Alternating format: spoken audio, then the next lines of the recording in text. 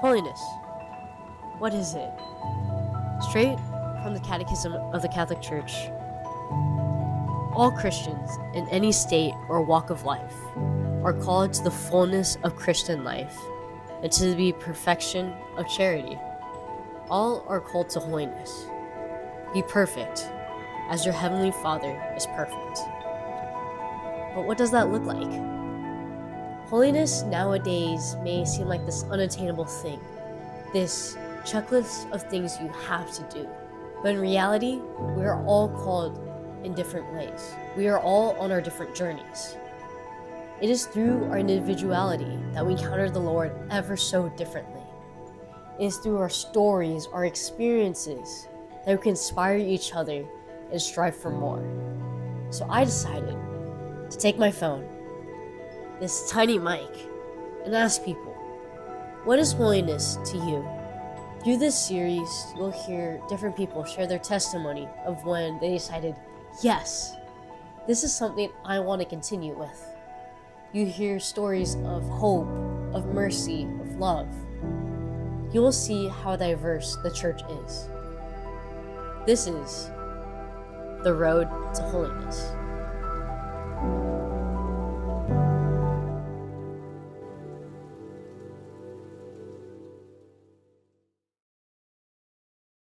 My name is Alyssa. I am a senior grad student. I study psychology. I attend Franciscan University in RA.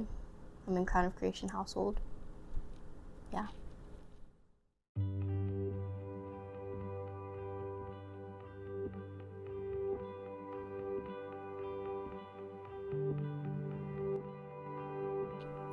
My first thought was at these things that are like bash or rally. There's a diocesan thing. So basically like bash was like for middle schoolers, rally was for high schoolers, but it was just basically a day where, you know, they would pick one of the Catholic schools in the diocese and they'd have like snow cones and like things like that and like programs. They'd put programs on and like we'd have speakers. Or I remember one time they participated in the thing where Pope Francis like wanted to hear from every diocese something about like in the world, every diocese, so something like to improve on or something that was important to the people.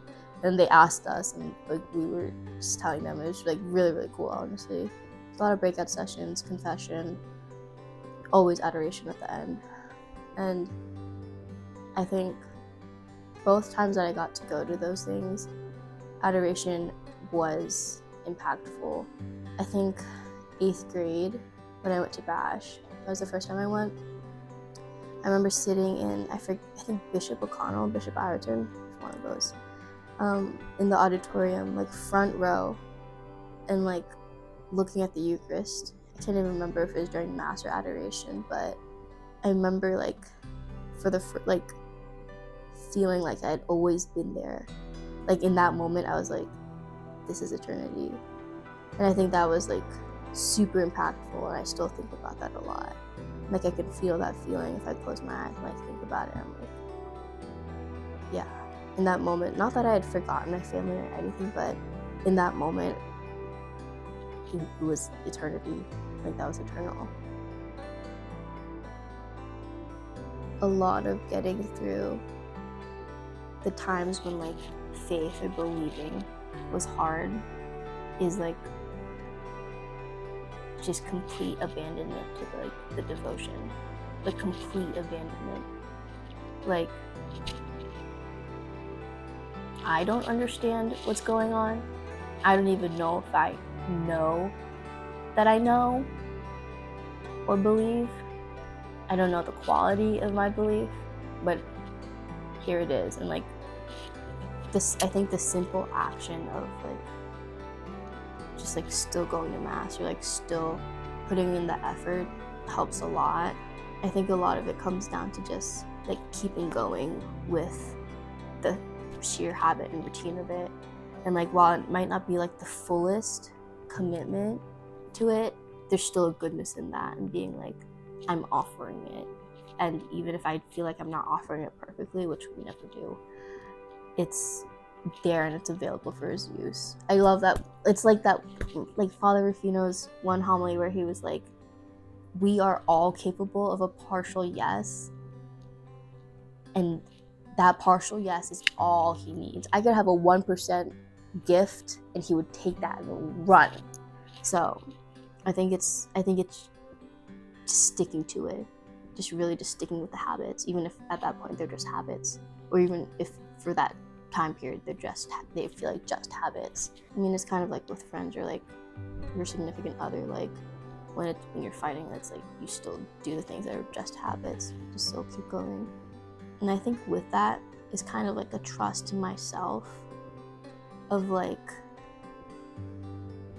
in those moments, I may doubt myself every other time, but like in those moments I suddenly have this sense of, no, I don't like commit myself to something arbitrarily. So like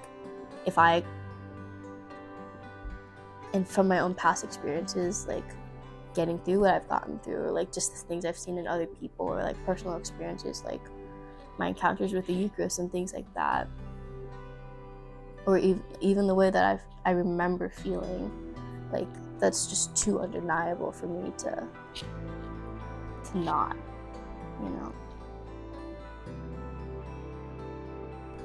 I think that's a really difficult question, and something that our entire lives are devoted to.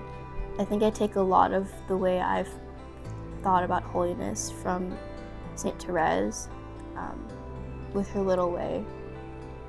So for me, like I always say, and I think I've said for like the longest time, that it's the little things for me, and I think that extends to holiness. Like even when I go and do other things like mission trips, or like try to like do like bigger things for God and like to give to Him, it really does always come back to the little things and like the daily things, and like finding holiness and moments of sanctification, and like just like holiness in when I'm doing my school, or in the way I let somebody in when I'm driving, like lane switches, or like the way I do my work as like a professional, like as an RA, or like even the way I like set up chairs when we're like setting up for events, and just really like having an intentional disposition of like openness and receptivity to not only like the human person in the present moment, and I think in a sense like actually just like living life, like living life well, and like living life actively. Find something that speaks to you in which you feel like you can hear God. It's kind of arbitrary, but the more we like commit to that and like growing in something, we will, and like He'll take that and He'll tune our hearts to it, or tune it to us too. So maybe like the intentionality of trying to hear the Lord. And I think also like when we extend that again to the little things, like the daily things, like every single aspect of our lives, I think that's a game changer too. When we did small groups for the like 8th grade retreat that we ran in San Pedro over mission this spring break, that was one thing I told the girls. I was like just talk to God like He's in your head, or well, because He is, or like He's your friend. Like the way I'm like talking to you like right now, I'd be like, talk to God like that. So I'll be walking around and I'll be like, wow, Lord, it's a great day, or like, wow, that was really not fun, or look at that little bunny, you've made such a nice bunny, I love that you love the bunnies.